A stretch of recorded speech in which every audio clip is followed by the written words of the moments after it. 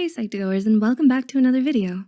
Thank you so much for all the love and support that you've given us. It enables us to take yet another walk down everyday psychology lane. So let's begin.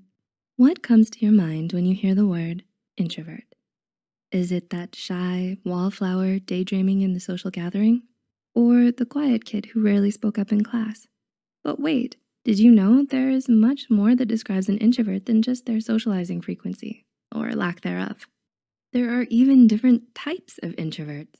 Who knew, right? By definition, introverts need time by themselves to recharge and avoid becoming emotionally drained. But according to research by a psychology professor at Wellesley College, there are 4 different types of introverts. These types take into account the varied personalities of introverts and acknowledge that introversion is a spectrum. With that being said, here are the 4 types of introverts. 1. Social introvert. A social introvert? Yeah, you heard that right. Social introverts are both the most outgoing and the most private of the 4 types. They don't feel shy or anxious in social settings and may even enjoy them, but they feel emotionally drained if they stay out for too long. While social introverts like spending time alone, they still want a few close friends they can depend on, and they tend to be the most social when they're among this group of friends. Someone who doesn't know them might even assume that they're an extrovert if they meet them when they're hanging out with their close friends. But social introverts won't share much about themselves to anyone other than their closest friends. 2. Thinking introvert. Here you can conjure the image of the daydreaming wallflower. Thinking introverts also don't mind socializing, but they rarely do so because they're lost in their own little worlds. They often find themselves daydreaming and may seem aloof to those who don't know them. Thinking introverts are also very introspective and therefore more in tune with their feelings than the average person. Other people may have a hard time connecting with thinking introverts because they have a unique thought process and prefer to experience their thoughts rather than taking the time and energy to explain them to others. 3. Anxious introvert.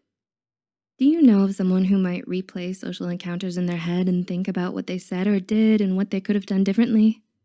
Perhaps a better label for the anxious introvert is the shy introvert. To differentiate anxious introversion from anxiety disorders, anxious introverts crave solitude, even when they're with their close friends. They're extremely uncomfortable in new or large social situations and analyze or ruminate on their behavior whenever they're in public. But it's important to look out for social anxiety disorders and not have the two mixed. In extreme cases, this aversion to social situations may develop into social anxiety. Although any personality type, introverts, extroverts, or ambiverts, can experience social anxiety or other anxiety disorders. But if you avoid necessary social situations because you have strong physical reactions, such as shaking, increased heart rate, or nausea during them, it is a sign of social anxiety and not shyness and requires professional attention. And 4. Restrained introvert. Now, this is your introvert next door kind of type. They get uncomfortable if they feel rushed into situations, especially social ones. Restrained introverts are reserved, thoughtful, and don't like change. They'll go out if they've planned for it far enough in advance, but they would rather be relaxing by themselves, binging on their favorite shows, reading, or doing yoga. Restrained introverts find comfort in their routine and may also find it difficult to get their mind and body moving right after they wake up. They thrive in their routine and appreciate ample forewarning. If you think you're an introvert but didn't relate to any of these 4 types, you may be an ambivert or closer to the extrovert side of the personality spectrum. Learning more about your personality type helps you communicate your needs to people with different personality types and strengthens interpersonal relationships. Did you find this insightful? Will you now be able to tell the different types apart? Can you think of any other types?